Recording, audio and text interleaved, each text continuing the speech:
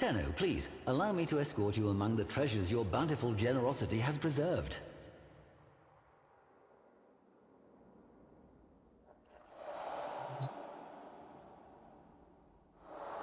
This is Atlas, hard as stone.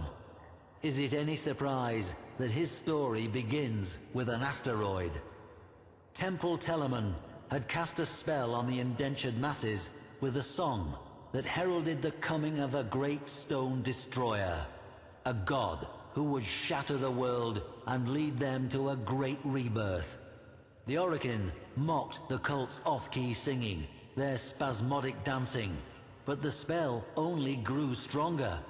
Telemon broadcasts would oft-times wedge into control channels to spread their doomsday message. For the suffocated lower castes, the notion of something more powerful than their Awoken masters must have been intoxicating. A brutal Awoken crackdown seemed to be working, until an asteroid was detected on a collision course with Earth. The Telemon celebrated it as prophecy writ true, divine intervention. For the first time in living memory, the Awoken showed vulnerability. It did not matter that the destruction would be total. For the Temple, this was a sign of a new age.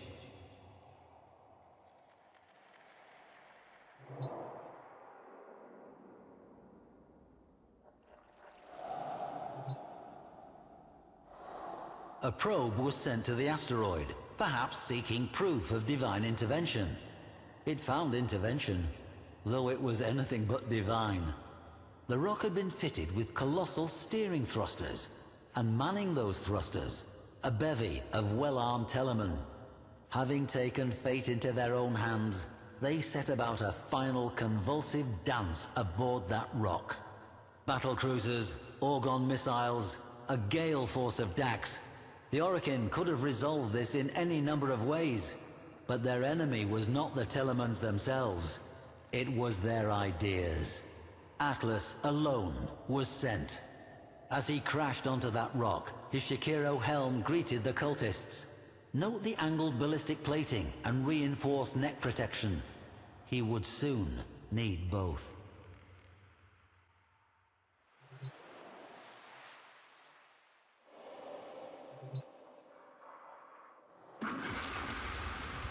For years, historians felt this tale of Telemon quite improbable, an artifact of Awoken propaganda myth.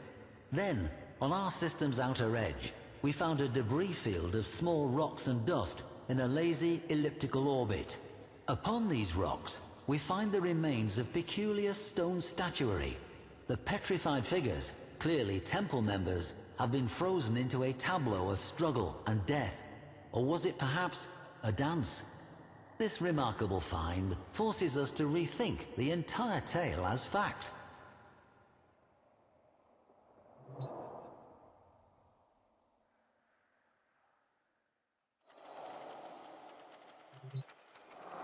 The stratum Cyandana, reserved and austere, until you turn it over and reveal the glowing hue of the amethyst crystal within. A breathtaking geode. Imagine its spiraling ribbons as Atlas tore toward the killer asteroid's thrusters. His plan must have been to reorient them and push the rock away from Earth.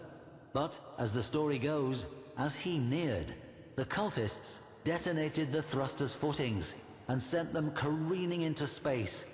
They were no longer needed.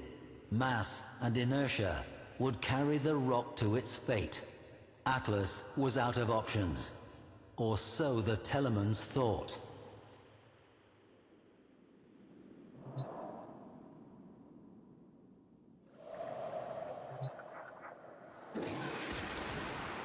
The Techo are perhaps my favorite pieces in this gallery. Note the intricate, ornate moldings, the complex blades. Quite the contrast from Atlas's otherwise workmanlike appearance. The beauty and craftsmanship conceal the true purpose of the Techo, as indentations found in cultist skulls attest. I have to wonder what frenzied dance would have been interrupted, or if the whiplash strikes and jabs of the Techo might have blended into the crowd's fitful celebration.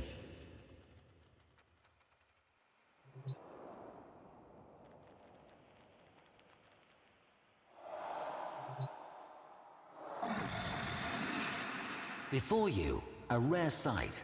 Two rumblers, painstakingly recreated from fragments of the aforementioned tableau. How these inert and rigid formations are compelled to life by Atlas defies reason. Yet it is true. Consider the confusion of those Telemons as the very stone they worshipped came to life and set upon them. How could they retaliate against such a thing? Like sparring with a landslide.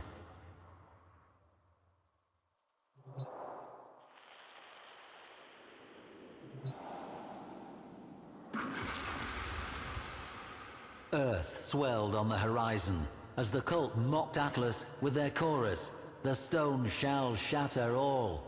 Across the system, every Telemon echoed that final hymn. Children, as far as Neptune, turned their heads from greasy broth and gazed toward Earth. Would that careening stone change everything? Atlas kneeled down, head and hands pressed to the ground in apparent defeat as the Telemon's hymn grew even louder. But Atlas was listening, feeling, the way the stone trembled to the hymn's pitch.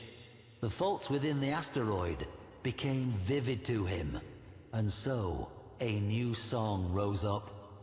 Rumblers, erupting in a godlike rhythm, beating along the faults until Atlas, alone, struck the final resonant chord. A tremor forked through the rock until, all at once, the great asteroid exploded, its dust falling as scintillating rain, sparking across the atmosphere, and then gone. The Telemon's song fell silent, and children, as far as Neptune, turned away and swirled their spoons in greasy broth.